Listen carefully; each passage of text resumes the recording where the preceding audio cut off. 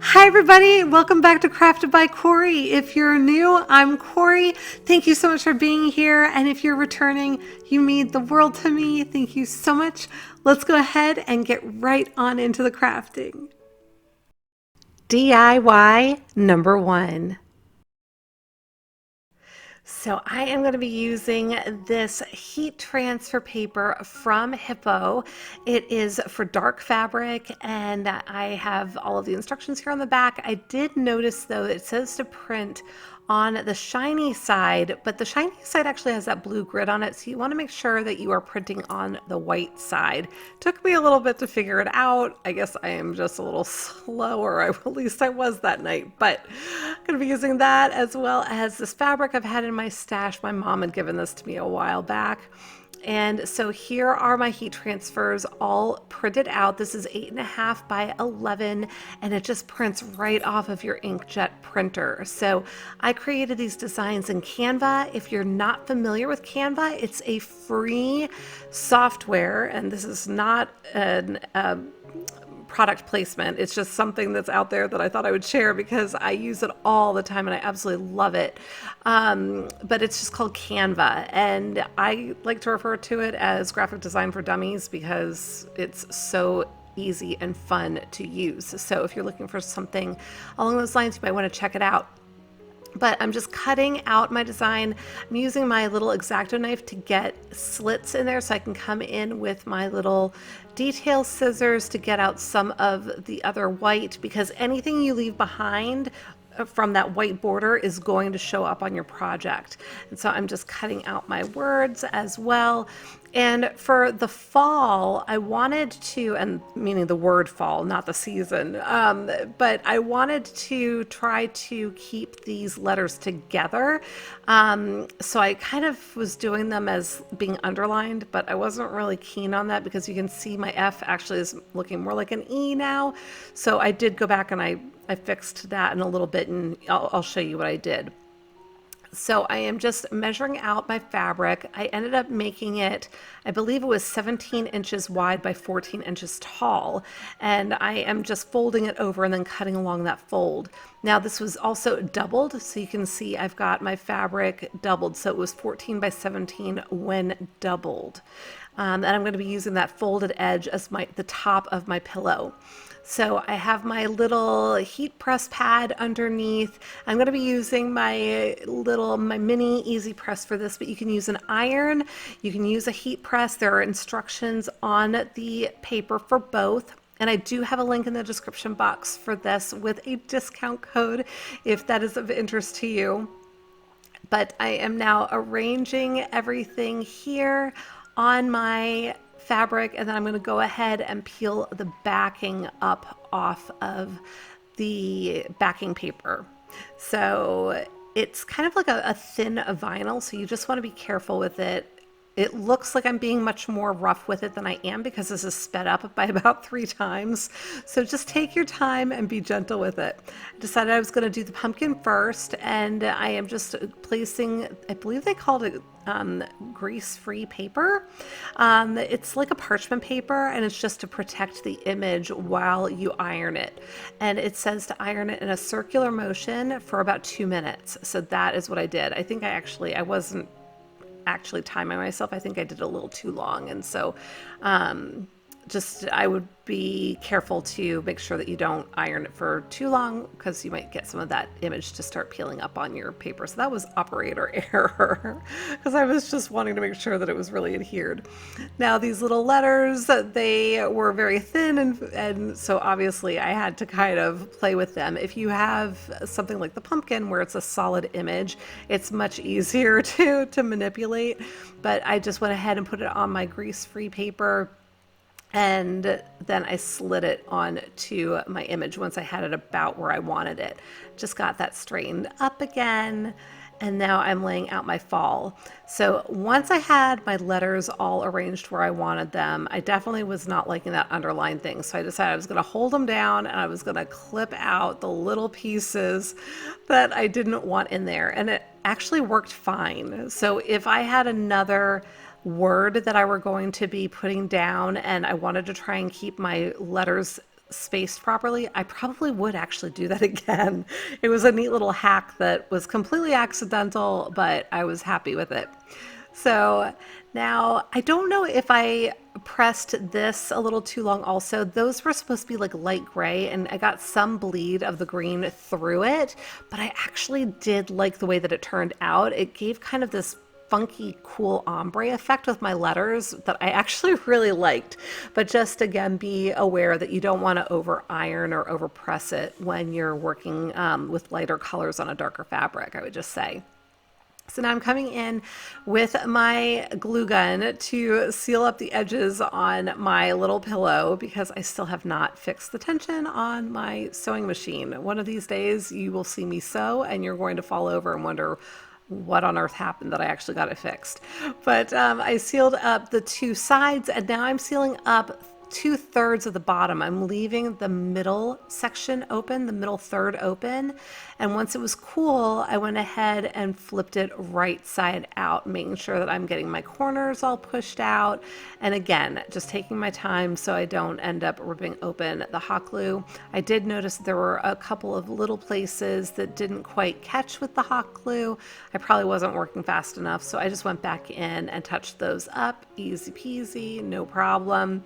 And then once that was cool, I went ahead and I used my fiber fill to stuff my little pillow. And I like leaving the middle of the bottom of the pillow open so that way I can get all of that fiber fill into every single corner. And so I don't end up with a corner that's a little bit wonky. So once I had that all nice and stuffed, I'm just going to go ahead and tuck in that fiber fill away from the edge and then seal that up with my hot glue by putting that in there and just kind of pinching it and pulling it together. And I'm just adding a little bit more in there for a portion of it that I hadn't hit with the hot glue and just sealing that up.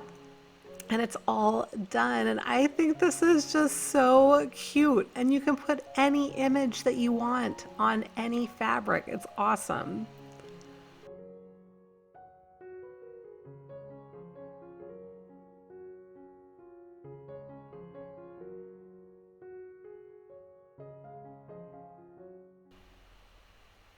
DIY number 2. So I'm using a Hiipoo product again. This is sponsored by Hiipoo, so many thanks to them. And this is the Waterslide paper. Now you might have seen me use this before. I think this is really cool. I really enjoy working with it. There are, I believe it's 20 sheets in this pack as well. So 20 sheets of the transfer paper and then 20 sheets of the water decal paper and Waterslide, excuse me, decal paper. And I find it very easy to use and the instructions are extremely clear. They even have pictures on the back there. Now I'm using a Dollar Tree. There's my image all printed out. This is actually A4 size paper, just to be aware. But I'm using my Dollar Tree heat burner covers. And I thought about using the bigger one. And if I had to do it again, I probably would create my image on 2 sheets and make it larger and put it on the bigger one. But I'm going to use a smaller one because of the size that I made this. And as I showed you, my Adirondack white chalk paint, I'm going to give that, I think I ended up giving it 3 coats. And then while it was drying, I went ahead and cut this out. Now I completely skipped a crucial step. I left this in to show you why it's so crucial, and then I'll show you how I fixed it. So I went ahead and put it in the water. And I had not sealed my image. It's really important, and it says it right there in the instructions, and I've done this before, so I knew I was supposed to do it, and I completely forgot, but I put it in the water without sealing it, and it immediately started to bleed. I don't know if you can see there how fuzzy my image is, but yeah, so I printed it out again. You can see all the paint coming off of it there. You can see it now. You can see what a mess I made. You got to make sure you seal it. So I'm using this matte finish polyurethane spray by Aleene's. I went ahead and sprayed my cover also just to seal in that chalk paint. I figured couldn't hurt because we're going to be using water on top of it and I didn't want the paint to be compromised. So you spray it 3 separate times, waiting at least a half hour between sprays. And then once it's completely dry again, you can go ahead and put it in your water, and you can see this time my image is holding, no issues, no muss. You can see I'm sticking my fingers all over it and it's completely fine, no bleeding at all. So you want it to soak for 30 to 60 seconds. I did time lapse this. And once it's ready, you go ahead and place the whole thing on your surface with a little bit of water underneath your surface. And you hold onto the top of the decal with your fingers lightly, and you slide that paper out from underneath. And voila, so cool. And then you just wipe out the water. I'm going to slow this down for you so you can see how I actually am being gentle. It looked like I was being really rough with it because I had it sped up like 3 times. But this is actual speed now. So you can see I'm actually being very delicate with my paper towel, just kind of helping the water to squeegee out from under the decal, for lack of a better term. Now, once it was all dry, I came in with my black chalk paint, and I am just bumping it a little bit with my paper towel, the same paper towel I used before. I'm just giving it that enamel look. So it's like it's just gotten kind of dinged up over time, giving it a little bit of a distress here. And I think this turned out super cute, but you'll have to leave me a comment and let me know what you think.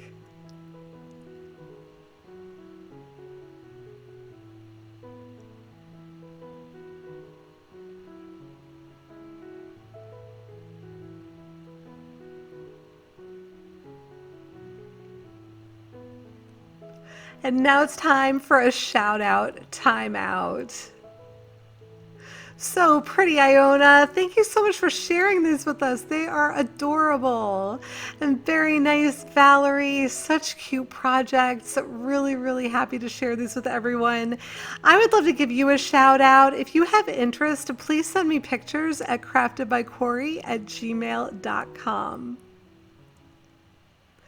DIY number 3.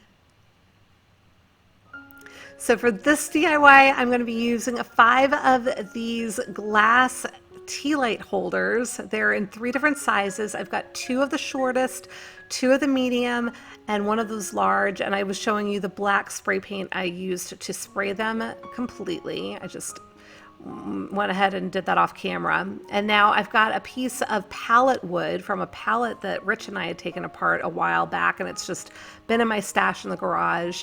I sanded it down to get it cleaned up, as you saw, and now I am taking floral foam and getting it cut down to the size that I want to use on here. Essentially, I cut my blocks in half and then trimmed off one of the edges so that it would just fit nicely, and I had a little bit of that wood ledge all the way around. Just making sure I've got everything lined up, and then I'm going to use my hot glue, and I'm going to secure all of my floral foam blocks to the wood. Now, I showed you this moss. I made a real big mess out of this moss, you guys, but I had fun doing it, so that's what counts, right? Now, I started doing this and I was like, oh wait, I wanted to put my candle holders on here first. So this is what I did here, and I'm realizing as I'm doing my voiceover that I forgot to show you my inspiration picture for this. So I am gonna drop it right here for you to see. And this is something that I saw. Hopefully it shows you. I'm not sure if it was Kirkland's. It might have been. I completely have forgotten where I saw it, but hopefully you'll get the idea from the image that I dropped in. So I went ahead and covered everything up with the floral moss, excuse me, and then I've got a bunch of picks that I've had in my stash for quite some time. I'm talking probably 3 or 4 years. I've had them and I haven't used them. These are from the Hobby Lobby, and then I also have some from the Dollar Tree that are more recent. You can see those little pine cones and acorns. Those are from the Dollar Tree, and I have some other Dollar Tree picks that I'm going to be using in a little bit. but I'm just going to cut down my picks. Y'all know how I like to cut all of my picks apart, and I'm going to tuck them into the floral foam. I'm kind of going in along the sides, and if you recall, I had a couple of gaps between some of the blocks of foam, and so I'm using those gaps to my advantage as well and tucking the little picks in between those blocks as well. This is another pick that I had from the Hobby Lobby. I'm not sure if it's lavender or I'm not sure, but it's just these really pretty delicate purple flowers with the grass kind of sticking out. And now I'm using some greenery that's left over from another project when I pulled all of the buds off of my stems, but I saved the greenery because you never know when you're going to need all of that stuff. So I always like to save my leftover pieces and parts. And now I'm coming in with some flowers. These are from the Dollar Tree, and I think they are so fun and cute. And I'm just cutting them down and dropping them right in there for some added color. Just popping them right in and placing them wherever it looks pleasing to my eye. Now, you can use whatever color palette you want, you guys. The sky is the limit. These are also from the Dollar Tree. They are little mini carnation, no, not mini mums, not carnations, mini mums. But I love how this came out. You'll have to let me know what you think.